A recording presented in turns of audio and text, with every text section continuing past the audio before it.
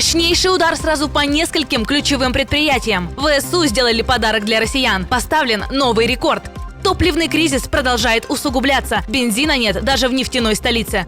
Президент сдался и уходит. Протесты заставили главу государства сложить полномочия. Крупный украинский город может исчезнуть. Российские бомбы стирают его с лица земли. Путин больше не принимает важные решения. Кто имеет реальную власть в Кремле? Россия окончательно потеряла суверенитет. Об этом и многом другом к вечеру 28 июня.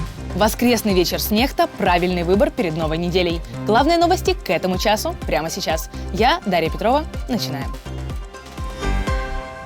День Конституции в Украине начался с праздничного салюта сразу на 2 российских НПЗ. Под ударами оказался Славянск на Кубани, а точнее местный нефтеперерабатывающий завод, основной поставщик топлива в оккупированный Крым, примерно в 300 километрах от линии фронта. Российские паблики панически сообщали о налете электрических дронов Storm Shadow и Фламинго разом, а местный губернатор заявил о применении более смертоносного оружия. По его версии, всему виной обломки сбитых дронов. Судя по опубликованным видео, основной удар был нанесен по резервуарам с топливом на территории завода. Второй пораженный НПЗ – Славнефть Янос в Ярославской области, один из крупнейших в стране, почти в 700 километрах от украинской границы. Зеленский прокомментировал атаки коротко. Каждый такой удар уменьшает ресурсы российской военной машины. Стратегия ВСУ – не дать российским НПЗ функционировать на полную, держать их в состоянии перманентного ремонта, принуждение к миру через дым над заводами, оборонными в том числе. И это работает. Июнь стал рекордным месяцем по ударам по российскому ВПК. Не менее 13 объектов за неполный месяц, максимум с начала 2026 года. Z-каналы уже намекают ВСУ на следующую цель.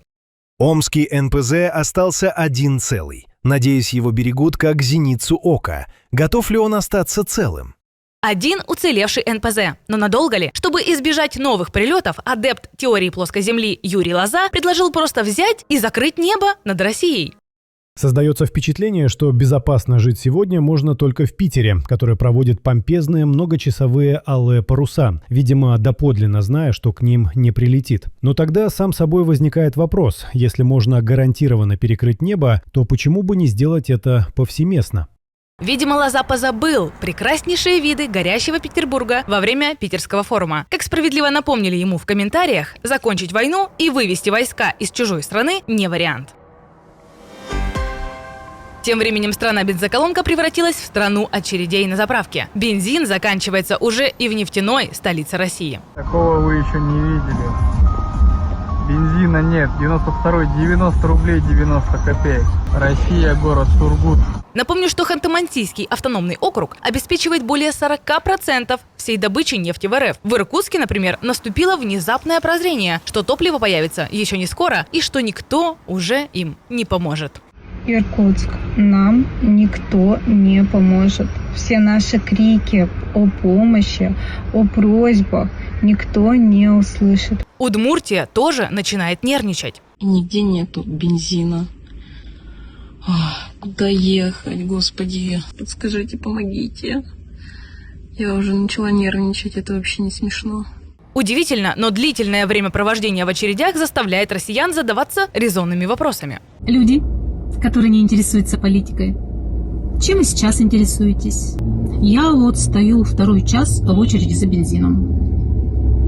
Я уверена, что половина очереди не интересовались политикой.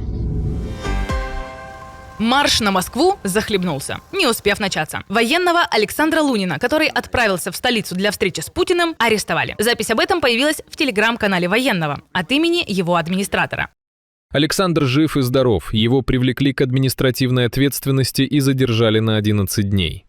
Лунин должен был предупредить Путина о возможном военном мятеже, если в российской армии не прекратятся пытки и обнуление военных.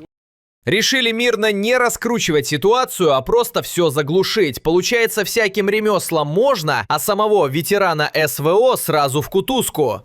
И это неудивительно. Достаточно вспомнить, как в России буквально на днях набирали пушечное мясо в Пензе, о чем ранее рассказывала Нехта. Уличные облавы, подписание контракта под пытками. Неужели до сих пор кто-то верит, что Путину не плевать на солдат? При том, что он сам публично не раз называл подобные методы недопустимыми. Правда, когда речь заходит об Украине. Людей как собак вылавливают на улице, да? Лицемерие государственного масштаба.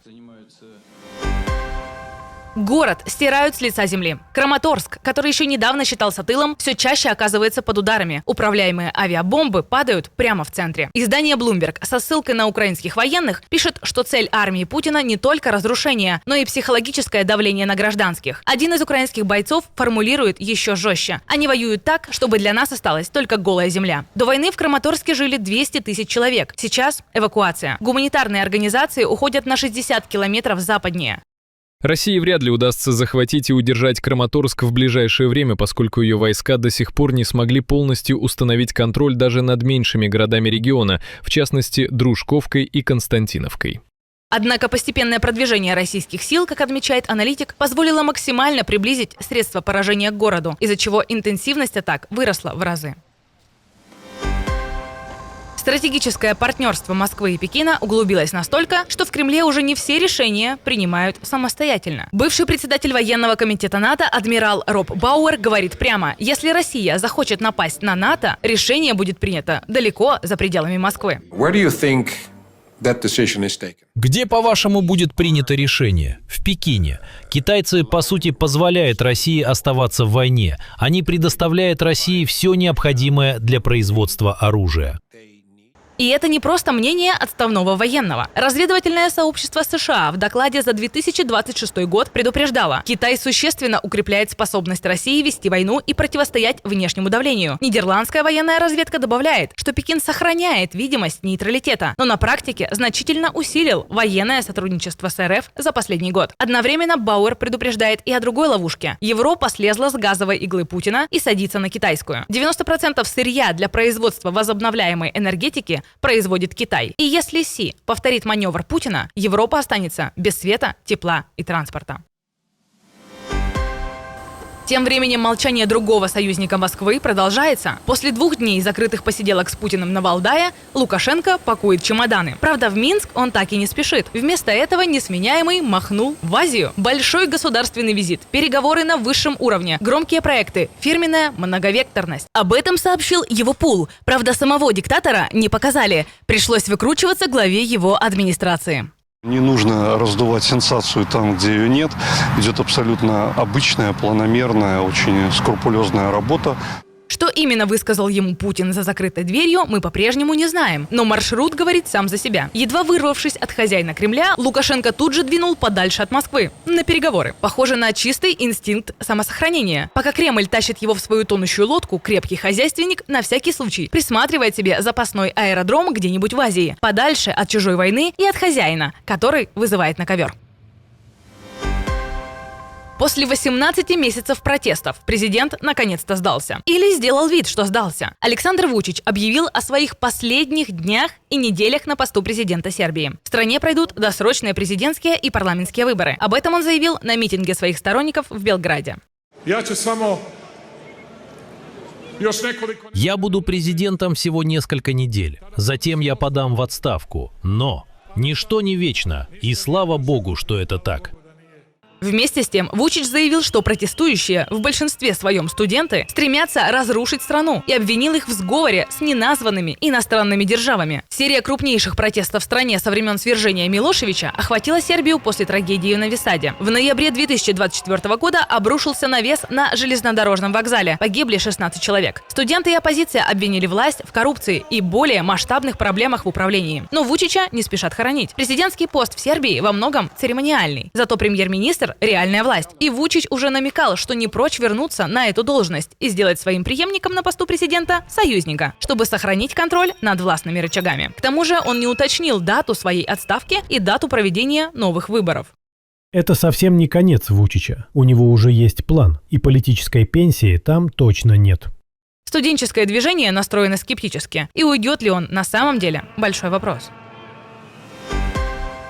Пока в Сербии протестуют на улицах, в Европе эти улицы буквально плавятся. Жара начала убивать по-настоящему. Ситуация выходит из-под контроля. Во Франции власти подсчитали страшное. С 23 июня смертность подскочила на 1000 человек сверх обычного. Большинство погибших – пожилые люди. Многие умирали прямо у себя дома, не выдержав духоты. В Испании жара унесла более 200 жизней. Десятки людей утонули, бросаясь в воду спастись от зноя.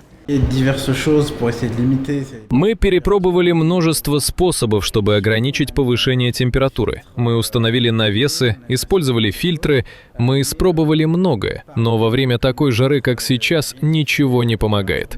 Температура продолжает расти, несмотря на установленные нами вентиляторы.